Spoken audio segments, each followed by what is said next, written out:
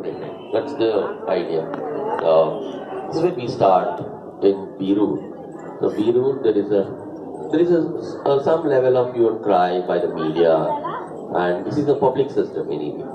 And doctor, absolutely there's no action. He gets a notice, and that's where it ends.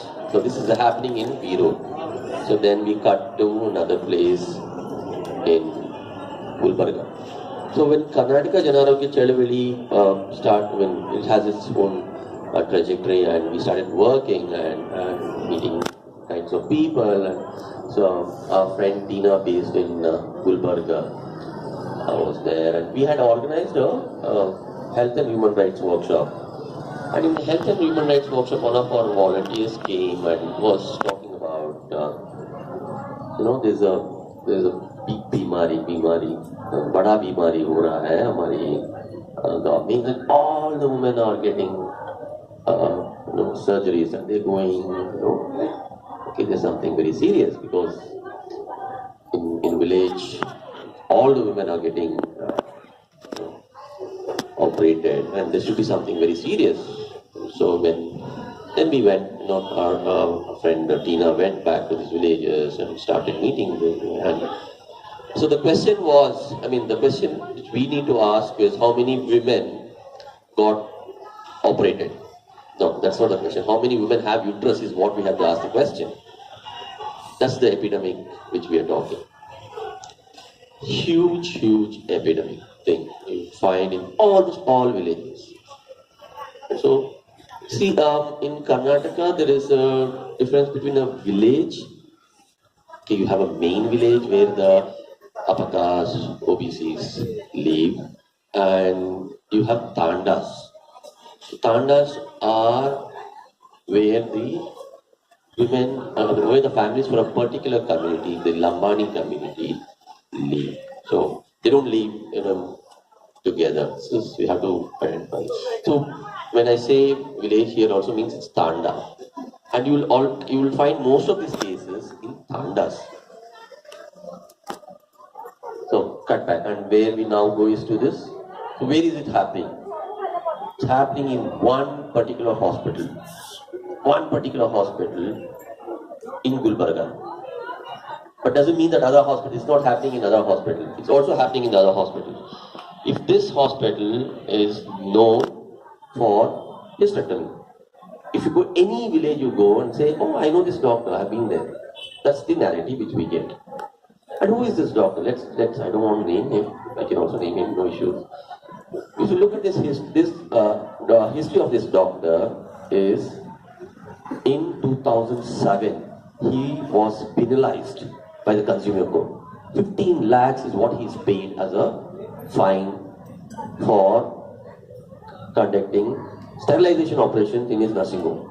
This is a medium-sized hospital, not even a big hospital, not even a small hospital. It would be not more than a 25-30 bedded hospital. Husband and wife, husband is a general surgeon, wife is a gynecologist. Perfect combo. This is where we find happening. So what's happening again? So we started working with that and started collecting data silently. No news. So what happens with, there's a fetish to make it a news. Immediate news without, without any results, any long-lasting results, which will actually spoil the entire evidence collection and narratives basically. So 1 month is what the work went, and also parallelly we worked with a journalist and a TV channel. The TV channel also started following this doctor. So they did a fascinating work in exposing this doctor. They worked with us for 20 days, silently, no news. Big bang happened, evening, the TV channel aired the sting operation. Next day morning, Hindu newspaper hit the news.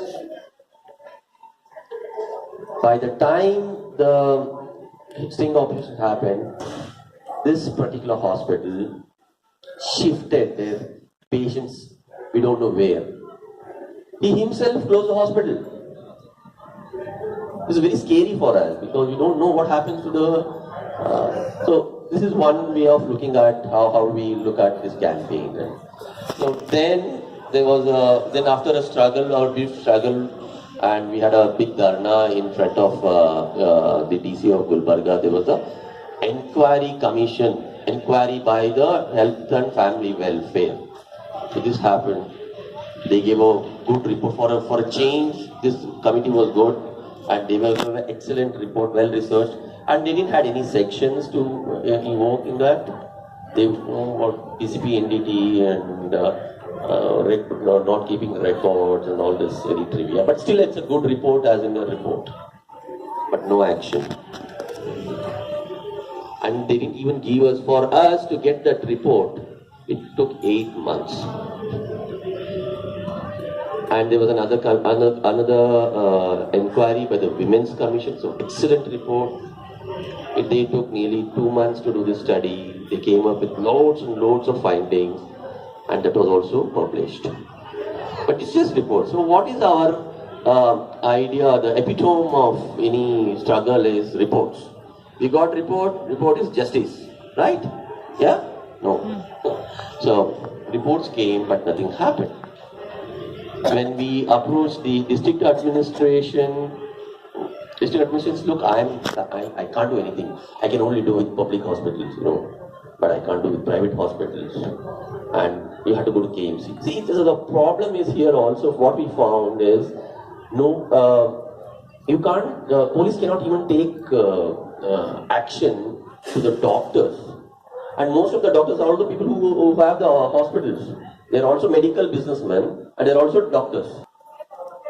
So they can't take action because they say, oh, you have to approach KMC, the medical council, and they have to prove the fact that he is errant, and then we take action. So this is how we got into all these complex issues.